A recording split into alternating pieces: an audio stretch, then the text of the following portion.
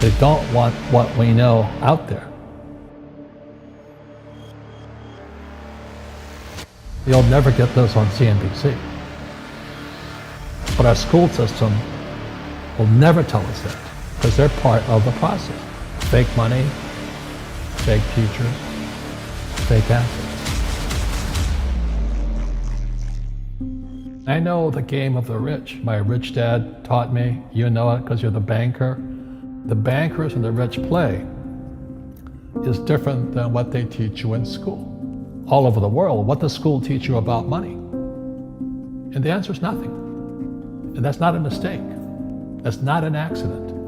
I knew that. Most people know that.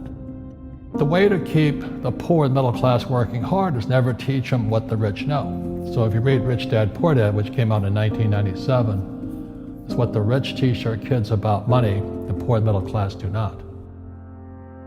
Poverty hurts. I mean, I don't like it. And I don't like that our academic system's so corrupt. You know, we know the banking system's corrupt. We know politics is corrupt. But academics is just as corrupt. I mean, one thing if it's the banking and the politics, but this is where we send our children and we trust them to do the right things for them, and yet they're being not taught something so fundamental. Like you asked your dad when you were a kid, Dad, you asked your teacher, when are you going to teach us about money? And it was just never. Well, never. And they'll never will. You know something. What do you know? Share it. What is financial education? It's not get a job, work hard, save money, and invest in a well-diversified portfolio of stocks, bonds, mutual funds, and ETFs. The financial industry is two things, debt and taxes. In 1971, Nixon took the dollar off the gold standard, and the US dollar became debt. And we still tell kids to go to school, get a job, work hard, save money, and get out of debt. Now, who tells them to do that? That's the most ridiculous thing there is. The book starts and it says, lie number 1, saving money will make you rich. Yeah, it never will. You know that. All taught that as kids. Why would you save it and why would you work for it if they can print it faster than you can work for it? Why do you keep saving when they're printing it? The rich don't work for money. Don't you touch that stuff. It's very subtle, right? Yep. They don't say, I'm going to train you to be a worker bee the rest of your life, but they educate you in a way where that's what you come out. Right. What was he trying to do those first few months were you working for him? What was he trying to get across to you? Because he taught you the hard way about money. And she says, if you're going to be successful in your life, you've got to find the best teachers. And a great teacher is somebody who comes from the inside, not the outside. But in school, you don't know if your instructor is for real or not. That's where the fake teacher comes from.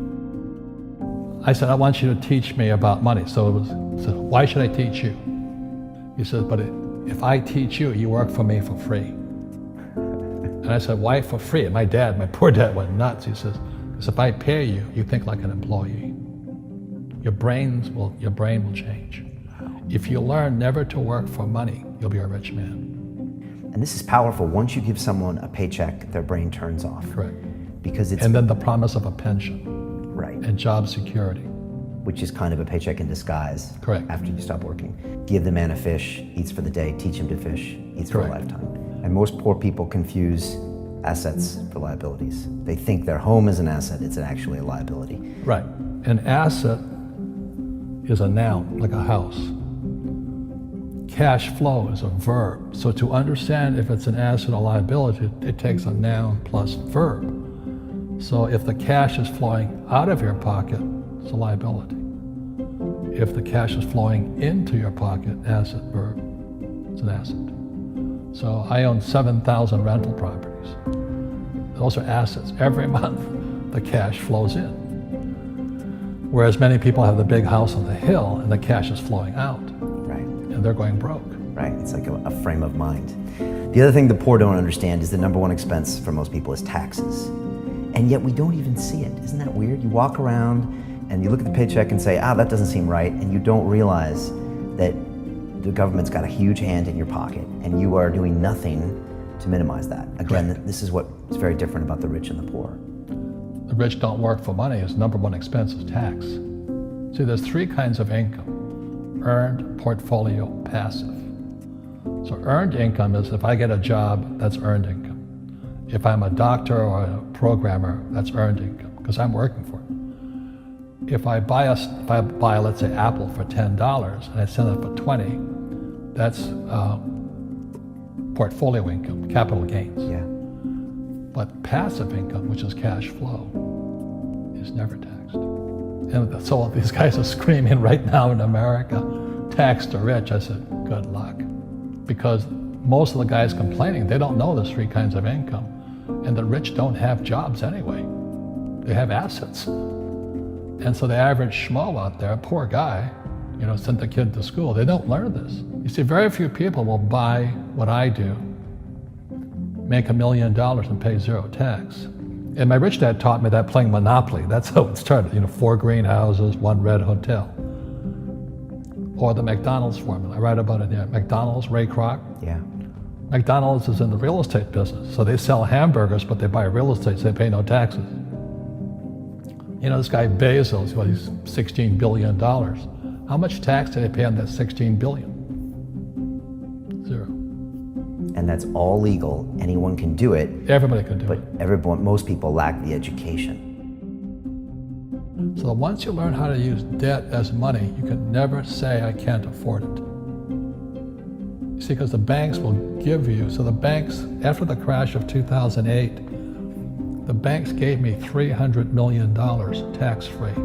When I asked the average guy, I said, why don't you use debt? They can't even get a loan. Because their scores, their FICO scores, I don't know if you have them here, are so bad. The school teachers will never tell you that because they don't know it. My poor dad never knew that. You don't know if something is an asset or a liability until you can see which way the cash flows. So a house, is it an asset or liability? Well, if it's taking money from your pocket, it's liability. If it's putting money in your pocket, it's an asset. The US government wants me to provide housing, wants me to provide jobs, wants me to borrow money because that's how money is created through debt. I get huge tax breaks. Everybody can do the same thing if they had the financial education to do it. If people understood the tax code, we'd be more prosperous. But can poverty be passed through genetically? Yes.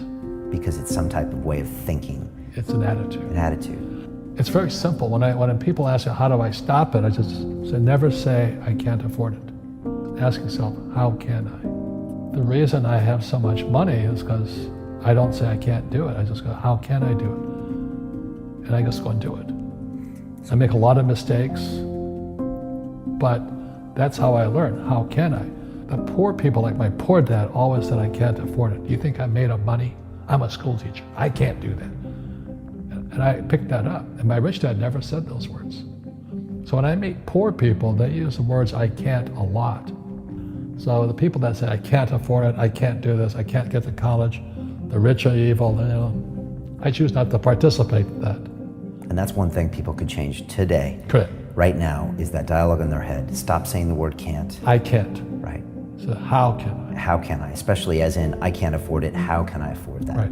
Because that opens them up to looking at it as an investment to a greater future. Right. When I borrowed $300 million, I couldn't do it until I went to ask. And I got turned down so many times. I said, and every time I showed the banker my financials and he'd go, sorry. I said, look, do me a favor. Why did you turn me down? And he'd tell me, this is out, the numbers are out here. So if I get these numbers fixed, can I come see you again? He goes, sure. So it's called rejection. Same as my wife rejected me for 6 months. It's just a matter of personal willpower, which is spiritual. Just saying, if they can do it, I can do it. And how can I? How can I? And I think it's you once said, words become flesh. Yep. That was the Bible too. Right? Intelligence increases through your mistakes, through the ups and downs, through what you learned. Real estate's real estate, but what I learned made me richer, not the money. You don't need money to make money. I think all of us, every human being has that low point in their life. And if they get the message, a new life begins. If they don't get the message, they keep going down. The richer I got was because I didn't need any money. I could use this to make money. But how did I get there? Is I made a lot of mistakes. people are afraid of making mistakes and all this, fear of failing, it limits them. Nice, so very nice. So many people trapped in the same device.